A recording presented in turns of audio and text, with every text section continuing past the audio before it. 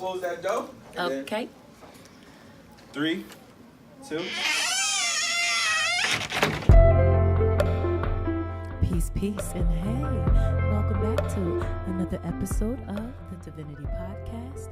I am your host, Divinity. So lovely to have you back here with me on this Sunday. And this is episode 21. Episode 21.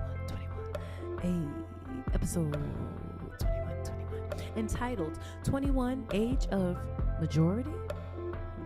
Now, I felt like I was facing quite the conundrum of how to approach and address this topic because it involves the youth and how a lot of our young ones are being told they will never see the age of 21.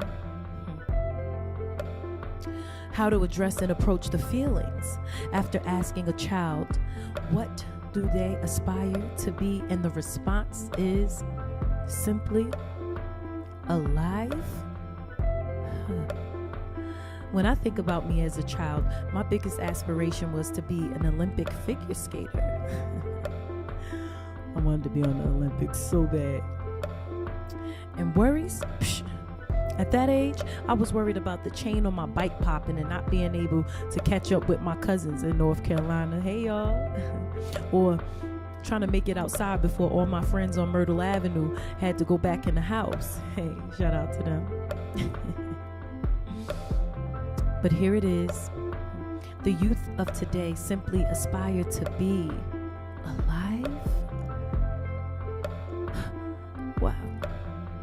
And when I look at the youth, I see so much hope. Oh, they make me so happy. I think about how a lot of our children have no choice but to make something out of nothing and still have a great time.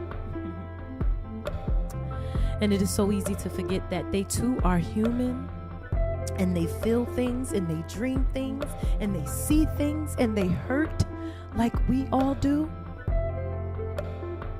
So let me ask you, when was the last time you asked your young one, whether your son, your daughter, younger brother, younger sister, or cousin, what their dreams were?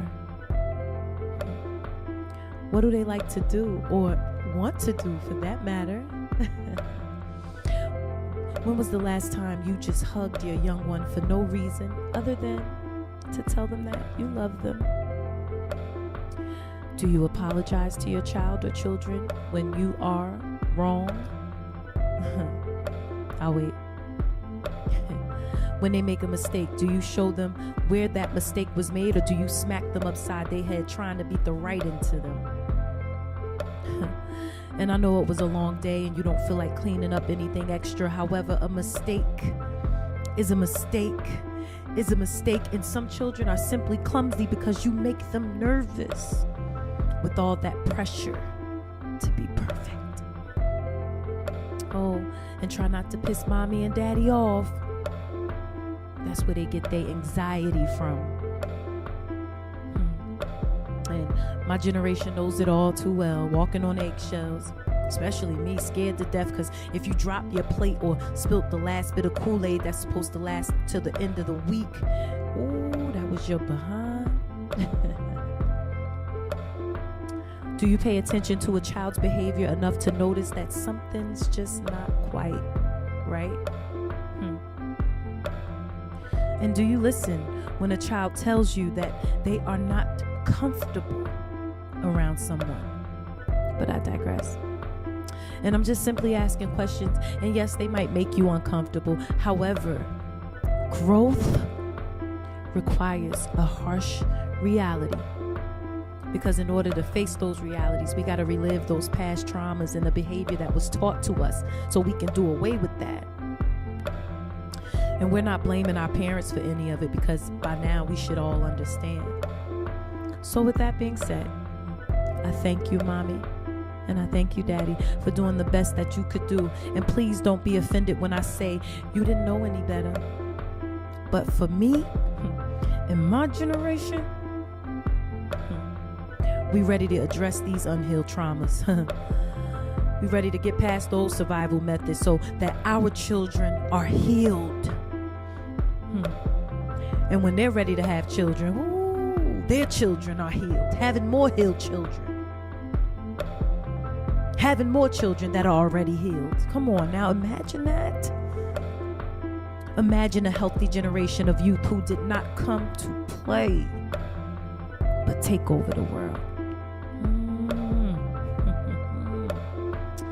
We've been playing in a game made by a system that's already rigged against us. And so now we have to prepare our youth for what's ahead. And unfortunately, we aren't granted the sole opportunity to speak to our youth about simply the birds and the bees. Oh no. We have to tell them that and more. Imagine having to tell your child that they cannot wear a hoodie and use the hood to protect their heads because the police, or anyone for that matter, might find him threatening. Imagine having to tell your child that the color of his skin makes people fear for their lives. As if we are the violent ones. But that's another topic for another show, because the youth are at the forefront right now. How do I tell black children that even if they are being respectful and compliant, they can still be killed? You see how big of a burden our babies have to carry? You see that burden they have to bear? Rest in peace to Tamir Rice, a 12-year-old child playing in a Cleveland park with a pellet gun. Now, as I sit, I imagine Tamir just being a child, letting his imagination run wild on that Thanksgiving break, playing cowboys and Indians or cops and robbers. And then a harsh reality hits me that a little boy, 12 years old, was shot dead. Police didn't even get out of the car before shooting him. So you see, how do you explain that to a child? Crazy thing we call life, especially for our youth. Do you know how many teachers tell our children that they are stupid? That they will never amount to anything? Oh, and here's my favorite. Oh, you're just gonna end up another statistic. But correct me if I'm wrong, I believe it was Langston Hughes that said, what happens to a dream deferred? Does it dry up like a raisin in the sun, or does it explode? How do we help find the answer for our youth?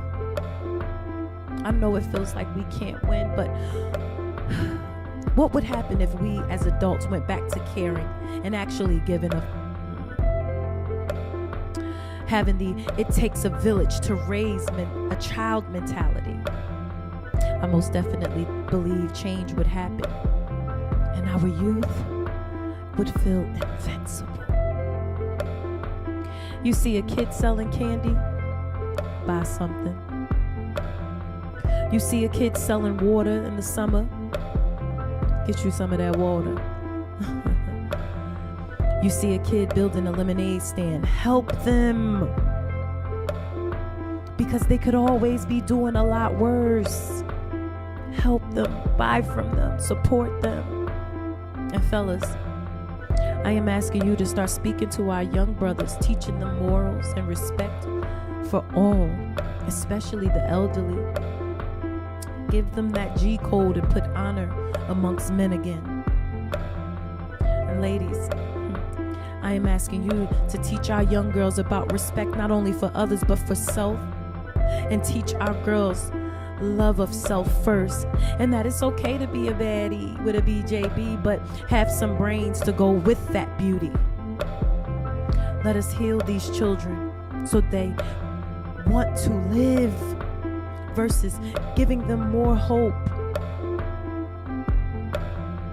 Let's help them live so that suicide isn't an option over life. Let us give our children the life that they deserve. And by that, I mean teaching them the things they will need versus putting their life value and measurements of success based off of articles, things like name brands, money, jewelry, and likes. Cause let's be real clear here. A clown with money is still a clown with nice things. And before we close out, ask yourself, what would you right now tell your 21-year-old self? And to my young ones listening, tell us, what do you need to succeed? Tell us all your dreams. Because as the song my auntie would play on repeat, hey Lori, no matter how hard reality seems, just hold on to your dreams. And although it seems you may never win, you will always pass the test as long as you keep your head to the sky. I love you. Now, my job is to feed you. How you digest it, that's personal. But as for me, and as for mine, it's always forward. Forward always. Hey, this is for the youth. Talk to me. Hey, talk to me and you can keep your head to the sky. Be optimistic.